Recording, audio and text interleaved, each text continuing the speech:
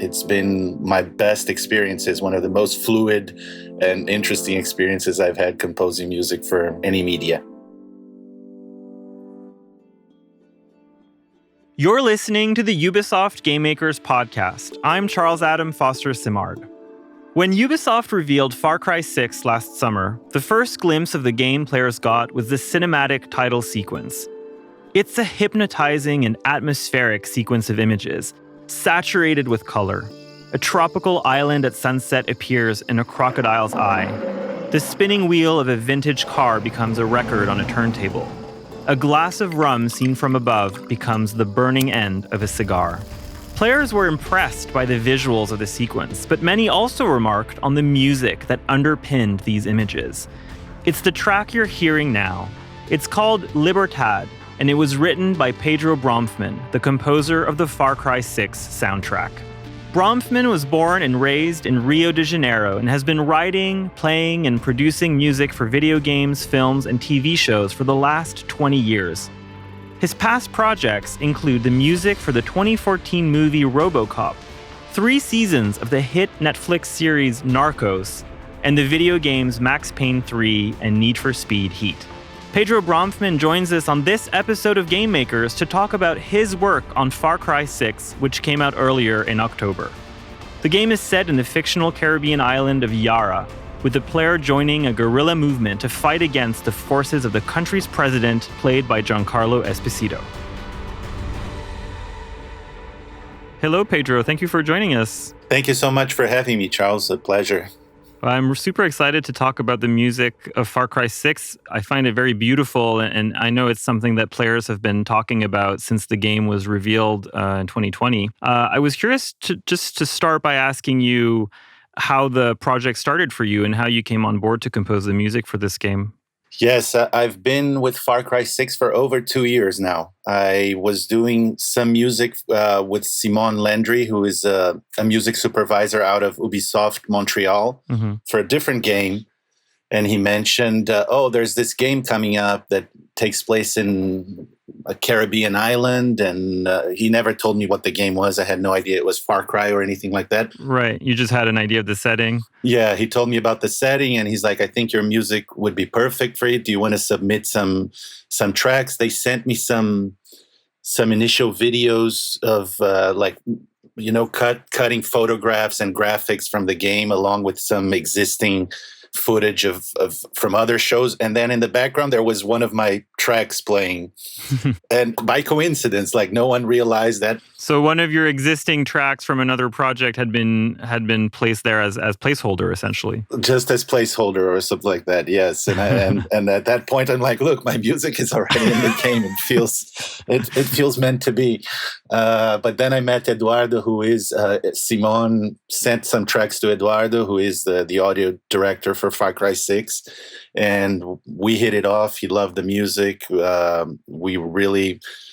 Personally, we really hit it off, and it's been my best experiences, one of the most fluid and interesting experiences I've had composing music for any media. So you say it was a fluid experience. It was a good collaboration. Can you say a little bit more about that? What made it so particularly special or remarkable in that regard? I think we were on the same page from the very beginning, discussing what the music should be, and we had to hit the ground running. At first, we had a 10-minute mission that needed to be scored to be submitted. So basically, I hit the ground running. We wrote those initial 10 minutes, and then we had a hiatus and took some time to really develop it more and see if what we had done would ultimately fit in the game, which most of it actually ended up in the game. But we really took our time after that to develop what the score needed to be, for me to get more familiarized with the story. I had several briefings with Navid, who's the narrative director. He was like telling me everything about Yara, everything about every character, backstory, future story. So I really got immersed into Far Cry 6, and from there we were able to really develop this tremendous amount of music for this tremendous game. You know, it's over 3 hours of my music alone.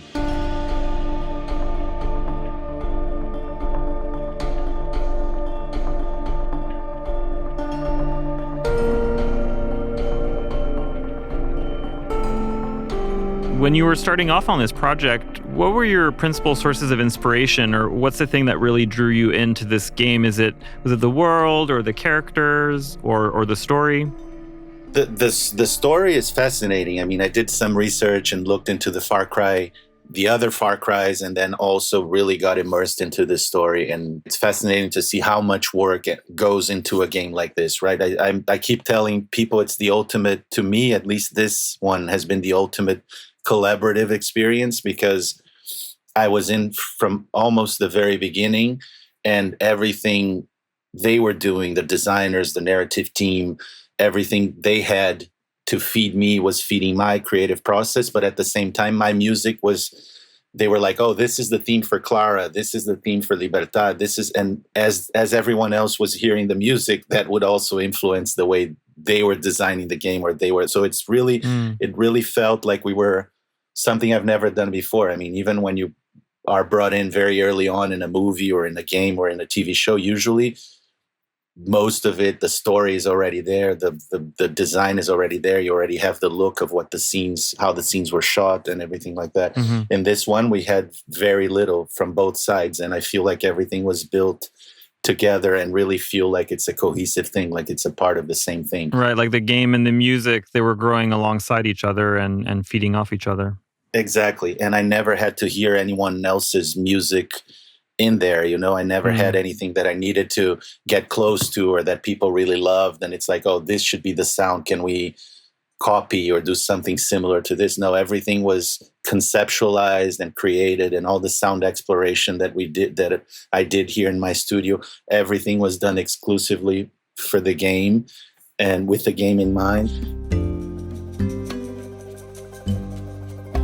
Yara is a fictional place. It's a fictional island. Of course, I mean, there's some inspirations from Cuba, but there's also inspiration from other places in the Caribbean and Central America. Did you do any research into music from those areas to get a certain vibe? I think I was brought in. One of the reasons I was brought in, besides hitting it off with the team and also them liking my music, is enormous experience with Latin music in general. I'm from Brazil, but I've spent time in Argentina. I've always been into Caribbean music and Cuban music. I've recorded in my early 20s, a Latin jazz album with mostly like salsas and merengues and things like that. So it's really been a part of me forever, even though Brazilian music is a different type of music. Yeah. I play a lot of those instruments, the cuatro, also instruments from the north of South America, Argentina, Bolivia, Peru, like charango, ronroco, and all those instruments ended up being brought into this score. There wasn't much research as far as styles of music, or because I was so familiar with it, but There was extensive research and exploration as far as how we would treat those sounds. We wanted to anchor the music in Latin American and Caribbean music. We wanted to have that root to take from, but at the same time we wanted to do something new. So I was doing extensive research here and sound exploration, how to process acoustic instruments, how to mix the Latin American percussion that we were recording with analog synths and the soundscapes. I mean, I spent a lot of time creating different soundscapes and things, all that came from an acoustic origin, so like coming from an acoustic instrument originally, and then getting processed and reverbs and delay and just creating this this mass of sound that could sit behind the tracks or really color the world we were living.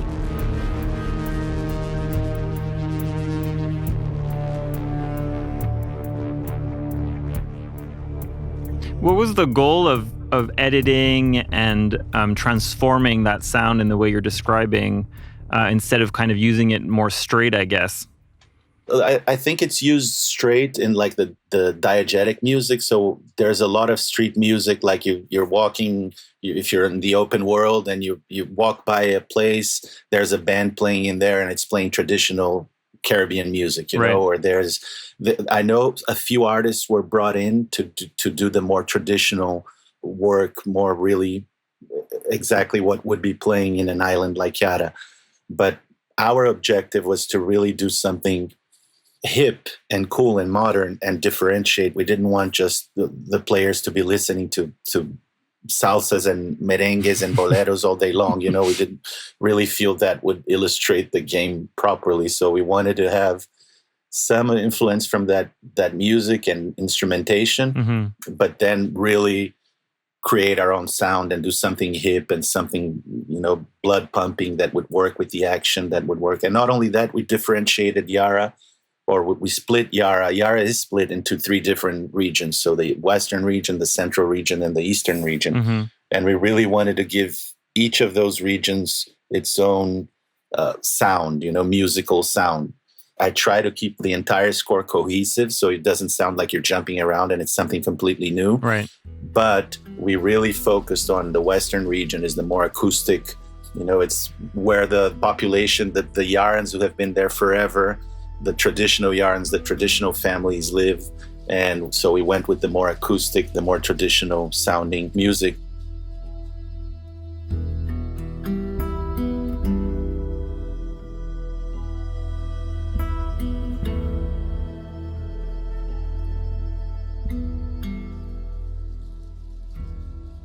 The central region is where the capital is where the president lives, and where the military is, and it's more urban and it's more gritty. So we really introduced like urban elements and hip hop elements into the music. There's a band that lives in the central region in the game, within the story, that's called Maximas Matanzas, and they're a hip hop band, so we felt like we should introduce some of that element into the score.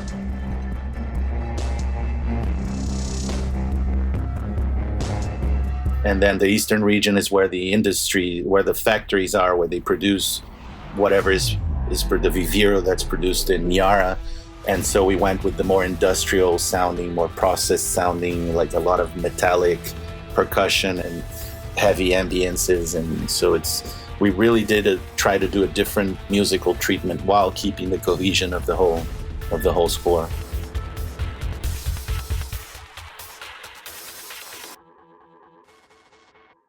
So that's fascinating because it means that what you're seeing in the game and the characters that you're meeting and the geography of those regions and the themes I'm sure that they're explored in the story are kind of bleeding into the music that you're hearing at the same time. Yeah, for sure. And we really tried to illustrate that in the way that we were able to interpret that musically, and hopefully the audience can feel it. But there's definitely a finger, like a signature for each of the regions, musically speaking, for each of the Yaran regions. Now, this game explores some pretty intense themes. Of course, there's a revolution during the game. It's all about resistance, about guerrilla fighting.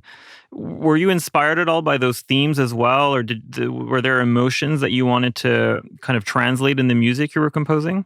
Yes, very much so. We actually started the process after those initial 10 minutes. We started an exploration of the themes, the main themes of the game, as far as story themes like the revolution, oppression, and then some of the characters. So they were asking me to create 2-minute pieces about what the revolution sounds like, what the oppression that Anton forces upon his people, does it sound like? What's your musical interpretation of this? And then we moved on to the characters. Okay, we need a theme for Anton. We need a theme for Clara. We need a theme for Diego. So we were exploring all of this initially without actually scoring to picture, just musically saying what should be the sound of this. And I'll tell you, I mean, that's why also I was saying it was such a pleasurable, collaborative experience. A lot of times it takes a while for you to find the sounds, and you send a few things and then you get some pushback and it's, oh, no, it's not exactly this. Let's try something else. But with this game, I feel like 90% of what I sent in, sometimes I would send more than one option, but 90% of what I sent in ended up in the game, and the team was really excited about. It's really been... I think we were on the same page, and I probably was the right choice for this game, because it's very normal in my profession that we have to redo things multiple times, or that some scenes need to be retweaked and reworked. And this game, it's really flowed very, very smoothly. Do you work with any partners as well to help you create the music? I assume you have some musicians who play some of the instruments. I do. I actually play most of the instruments in the game. I love Really? doing like the exploration of bringing instruments here that I don't even know how to play and just finding ways to make it play. But I usually record percussionists because I use a lot of percussion in most of my score. And then I have Juan Carlos Enriquez, who's a great composer who has been my right-hand man for a while. And he's really, I mean, an intricate part of the process. He's always helping me. I do some themes, I pass it over to him. He develops them or fits them into a scene sometimes when I'm busy creating those scenes, or he comes up with ideas and I develop that. So it's he's a very helpful and talented person who's a part of my team. So basically the score for Far Cry is the two of us, to be honest. Wow. Doing the whole thing. Yeah, we had time though. We had 2 years to work on the game. What's the mood and the process like when you have that much time? Is it almost like a jam session where you're kind of experimenting with the instruments, seeing what comes out, and then you can feed that back into your tools, or are I assume you're not really like sitting down to compose, to write? I am. I always like to do like sound explorations in the beginning. So I'll get a bunch of instruments and then just do a huge recording session and then edit the parts I like from that recording session and then bring that into Contact, like a software instrument inside the software that I write music in. And then I can spread out those ideas throughout the keyboard, play it in different tones. So we create a lot of software instruments were originated here in my studio, and specifically thinking about Far Cry, and those instruments end up being used throughout the whole score, So there's a lot of exploration in the beginning of like sound exploration, finding the sounds that will populate the game. But ultimately, when I start writing themes, whether it's to picture or just based on conversations I have with the team, it's usually, me sitting down to already write, but write using those tools that I've already created and that sound that I've already determined and developed here beforehand. Right. You're equipping yourself with the sounds that you need and the notes that you need, and then you're working from there. Yeah, exactly.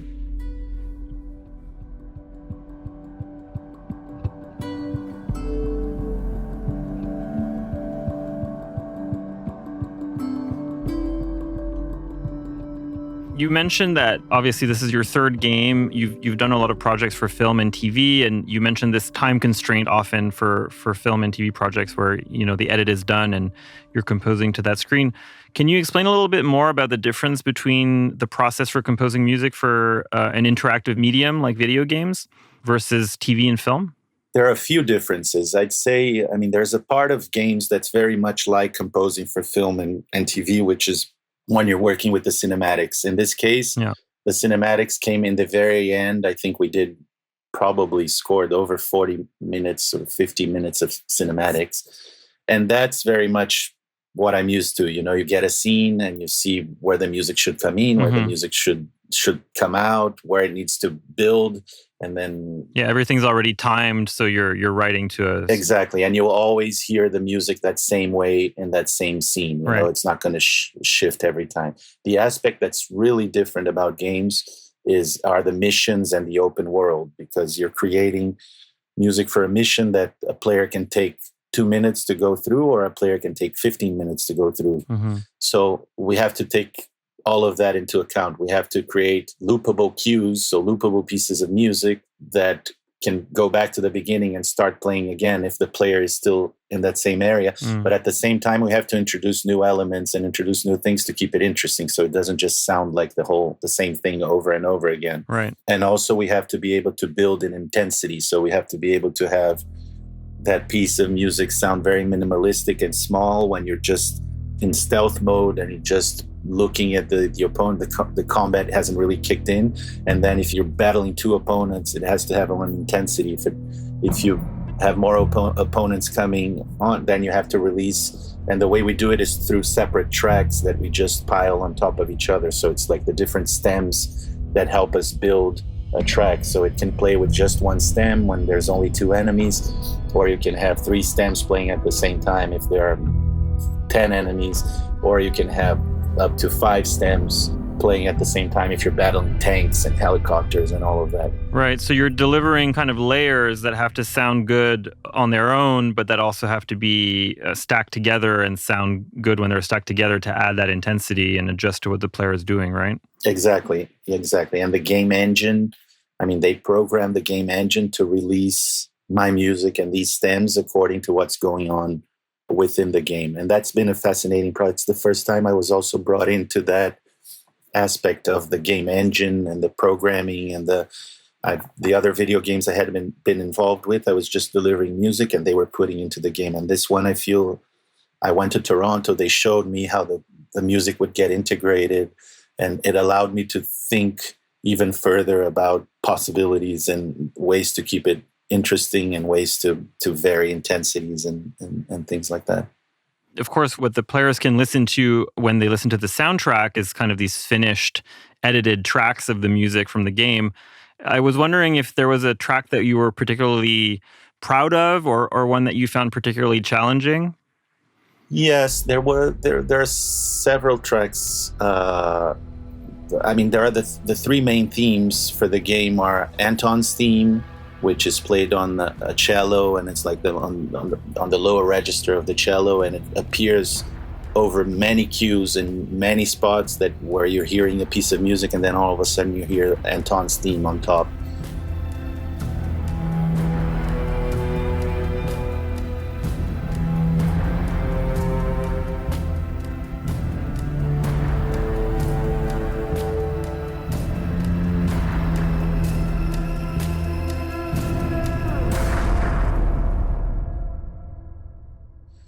Probably my favorite piece of music is called, in the soundtrack it will come out as Viva Clara, and it's Clara's theme, and Clara is one of the key figures of the revolution.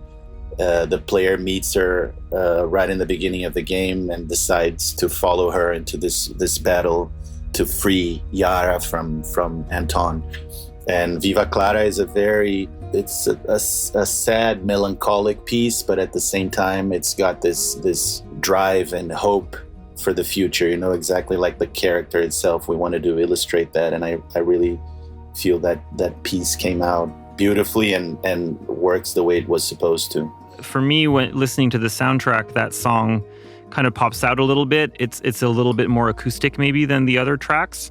I was interested how you came upon that one and if there's anything that you can share about the process writing that music. Yeah, it came very fast. They sent me the video for a specific part where Clara is a key element in a scene, and they're like, oh, can you write like a 2-minute piece for what Clara should sound like?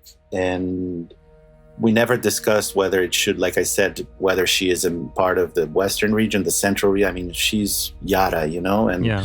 But I felt like it needed to be, even though she's a warrior and she's a go-getter and she's the one sometimes really driving the revolution and seeing what should be next for all the brave men who are fighting with her.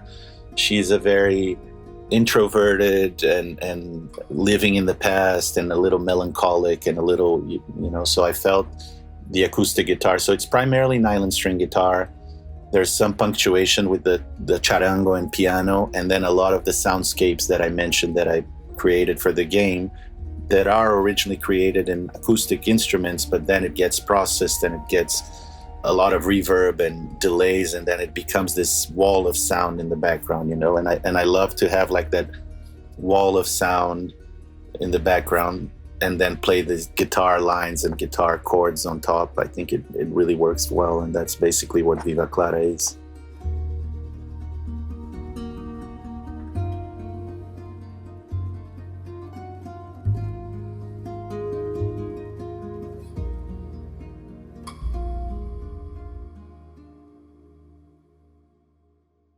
And then the third main theme is about the revolution. So it's the revolution theme. It's Libertad. That's the one we can hear. It was first revealed during the cinematic sequence when the game was first revealed, right? Exactly. Yeah, that's the one that will be part of the opening, the cinematic sequence that opens the game, and also that was revealed early on as a teaser. And that was one of the pieces we created for the revolution, and that initial exercise of trying to find the music for the sound of the revolution, rooted in Latin American and Caribbean music, but having the grit and the blood pumping element, the heavy percussion, and then the charango, the ronroco turns into a electric guitar, and it builds as we see the revolution build throughout the game.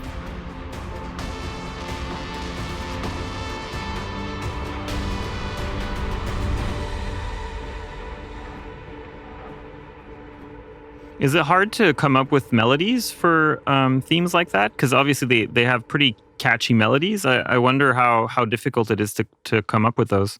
I love it. I grew up in music with music for music, so listening mostly to music itself, and also listening to a lot of Morricone. So all of his scores. I mean, back then, all of the films and TV shows, they were so melodic, right? We used to have huge themes. You come out humming and whistling for sure. Exactly. And little by little, we've sort of gravitated away from it a little bit. I think modern film scoring, there's much less melodic elements. There's much more like colors and soundscapes, and they're present all the time. Before, there used to be much less music in a movie, but when it came in, it made a statement, and it was playing loud, and people could leave the theater humming the melody. I agree that my job is to be in the background and score, help the experience and help tell the story. Not necessarily people need to leave the theater humming the melodies. Sometimes a movie doesn't really need a theme or a melodic theme, and it's more about soundscapes and color. But every time I have an opportunity or a team really pushing us to create beautiful melodies, it's the best, because that's what I think I'm best at, and what I really started in music for, creating these melodies. So whenever we have a chance to work melodically like this, it's just it's great. And Eduardo and Navid, all of them really wanted these iconic melodies to populate the game and to illustrate the characters, that we were seeing. Well, Pedro, thank you very much for joining the show today and for talking about the soundtrack for Far Cry 6. Thank you so much. It's been a pleasure. It was a pleasure talking to you, and best of luck with your next projects. Thank you. Thank you very much, Charles. The Far Cry 6 Complete Music Original Game Soundtrack, composed by Pedro Bromfman, is out now and available wherever you listen to your music. You can find a link to it in the show notes. This episode of Game Makers was produced and edited by the team at Engel. I'm Charles Adam Foster Simard from Ubisoft. Transcripts of our episodes are available on Ubisoft News. For more from Game Makers, remember to subscribe wherever you get your podcasts. Thanks for listening.